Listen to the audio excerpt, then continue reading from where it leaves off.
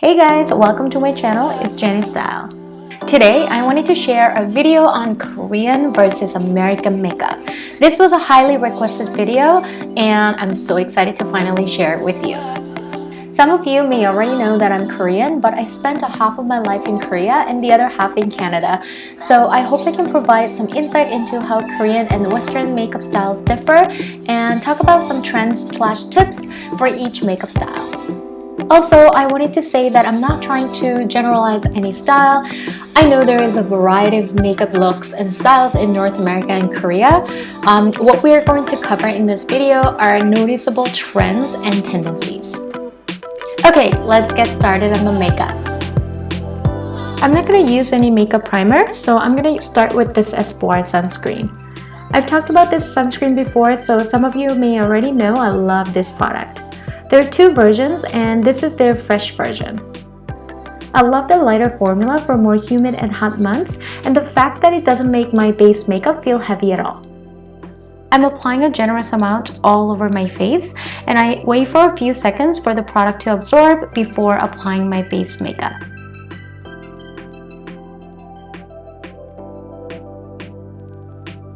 Now I'm going to apply Korean makeup on one side and American style makeup on the other for easy comparison. Cushion foundations are a very popular choice when it comes to base makeup in Korea. Easy to apply and perfect for a natural looking, sheer coverage with a dewy, radiant finish. People also like BB or CC creams as well. Also, Koreans tend to prefer a shade that's a little bit lighter than their natural complexion, which is also why products with brightening properties are very popular here in Korea. For the American side, I'll be using this liquid foundation by Espoir. Liquid and stick foundations are popular in North America for full coverage that's flawless and glam.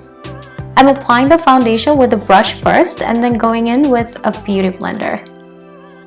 Contrary to the Korean base makeup, I'm using a shade that's a little bit darker than my natural skin here, as Westerners often prefer a slightly darker and tanned look for a healthy and sun-kissed complexion. Okay, so I'm going to use this liquid concealer by Etude House for both Korean and American makeup. For the Korean side, we'll be focusing on spot concealing and under-eye bags.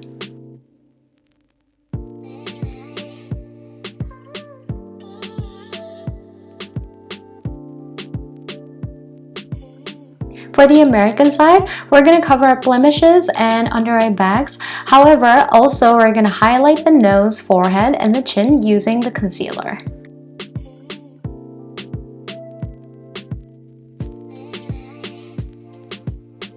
Next, I'm going to use Bare Minerals powder here. I'm going to use the baking method on the American side only to mattify and set the base makeup because Koreans don't usually use this method as natural dewy skin makeup is more popular. Although sometimes dusting a little bit of powder is used to set makeup and absorb any excess oil. First, I'm prepping for eye makeup application by applying some primer to the lids. For the Korean style makeup, I'll be using this new palette from Espoir called Vintage Lace.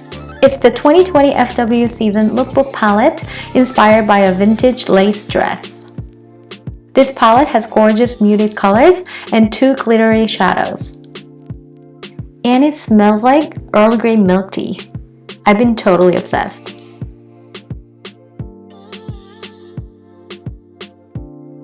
Now I'm applying the Angora Knit shade to my lid first, and then I'm going to line the upper lash line with Mahogany Skirt and then top it off with Vintage Pearl placed on the middle part of the lid and on my aegyo to make these areas pop. In Korea, corals, pinks, soft brown colors are very popular and shimmery, glittery shadows are huge as well. Aegyo refers to the fatty part right under the lower lash line that puffs up when smiling. People like to accentuate this part by putting glitter to reflect more light, as they believe it makes them look more youthful, cute, and charming. Right now, I'm using a contour color to create some shade underneath the aegyo to make it pop even more. Also adding a little bit more glitter.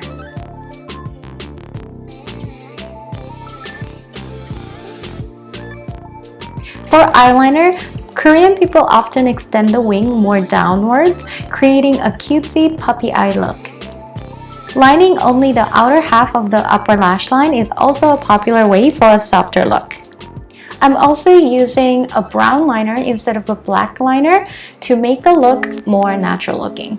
For lashes, curling mascaras, lash perm, and natural looking extensions or falsies are popular in Korea. Right now, I'm still wearing my old lash extensions, so I won't be using any mascara. I'm just gonna brush my lashes. For the American side, I'll be using this palette from Espoir called Real Eye Palette in Peachy Like. This is a super versatile palette with warm peach brown matte and shimmery colors.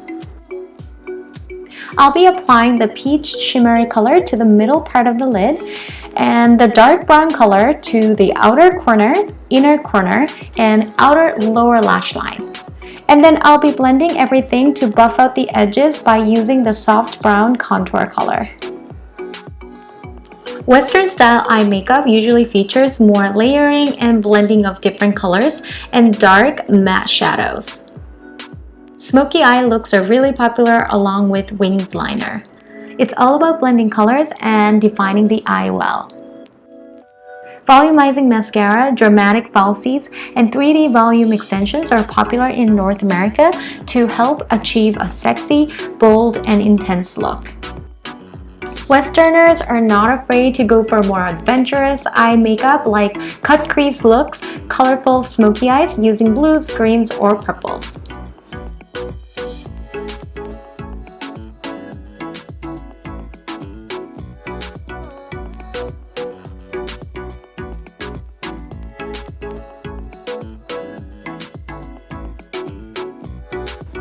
I'm using a gel eyeliner in black.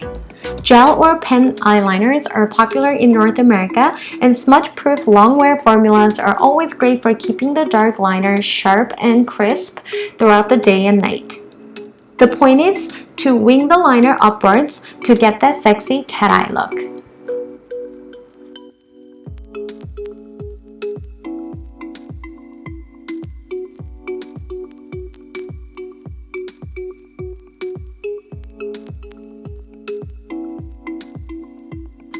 So for lashes, Westerners love dramatic lashes to go with smoky eyes, so I'm using fluffy faux lashes to add some extra length and volume to my lashes.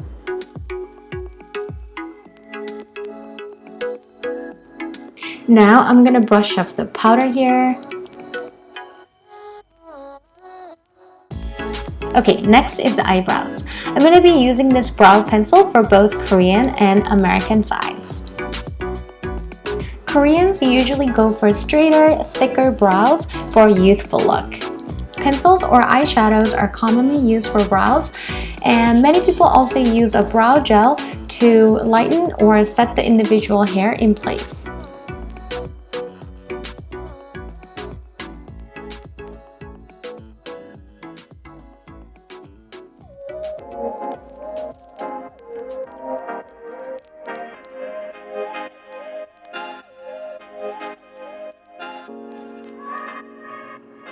North Americans love brows with high arches.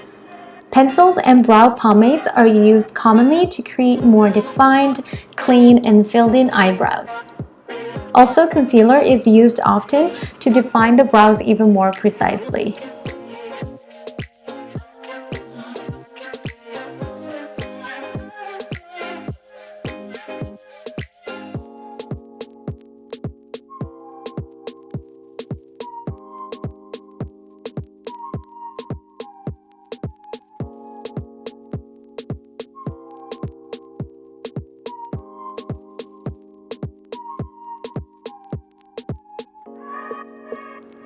Okay, so this is what we have so far.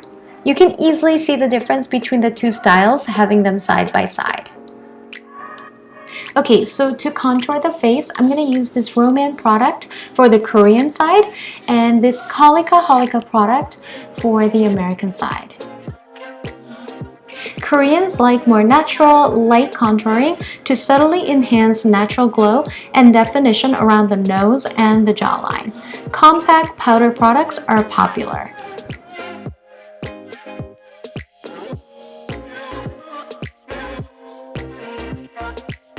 In America, more dramatic and noticeable contouring is used often to make the face look more sculpted, chiseled, and sexy.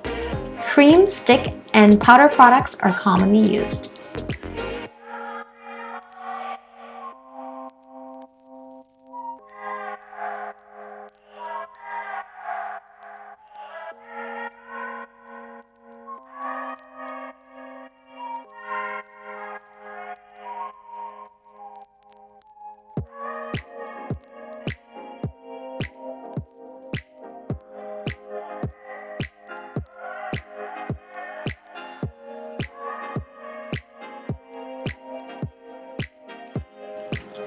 I'm going to use the blush in the Vintage Lace palette for the Korean side and use this MAC blush for the American side.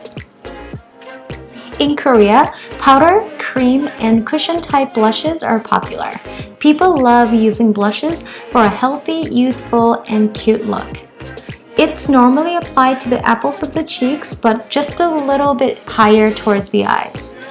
Sometimes a small amount is applied to the nose bridge as well. In North America, powder blushes are popular. Usually it's applied to the apples of the cheeks and extended upwards just above the contour line for a more chiseled, high cheekbone look. I'm going to be using this Becca highlighter for the American side only. In North America, highlighter is an important finishing touch. Highly pigmented, shimmery highlighters are popular choices. It's applied to the high points of the cheeks, brow bones, nose, cupid's bow, and chin for a flawless, sexy, and glowy finish. In Korea, highlighter could often be skipped as base makeup is already pretty dewy and glowy. If it's for a more glam look or for a night out or party, then people like to apply a little bit on the nose and the upper part of the cheekbones. I'm going to be using these two products for the Korean side and these two for the American side. It's all about gradient and blurred lips in Korea right now. Powdery, velvety, matte tints are very popular these days. Mixing two colors is a common way to create gradient lips. Do this by putting a base color all over and then putting a brighter color in the inner middle part of the lips and smudging it out with fingers or a brush. Also, for this reason, lip liners are not used very commonly in Korea.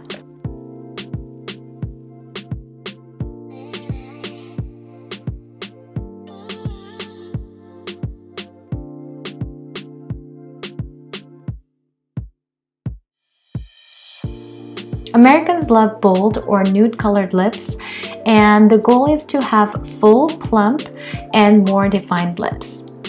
Matte liquid lipsticks have been super sellers. Using a lip pencil to define the lips is a common way, especially when precision is required.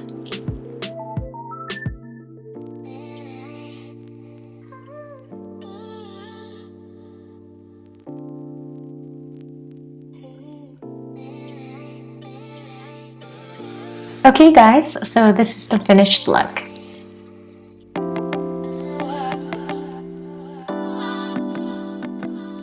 So which style is your favorite? Personally, I naturally combine characteristics from both styles, but usually for a night or evening out, I would go for American makeup, and for an everyday makeup, I prefer Korean makeup looks.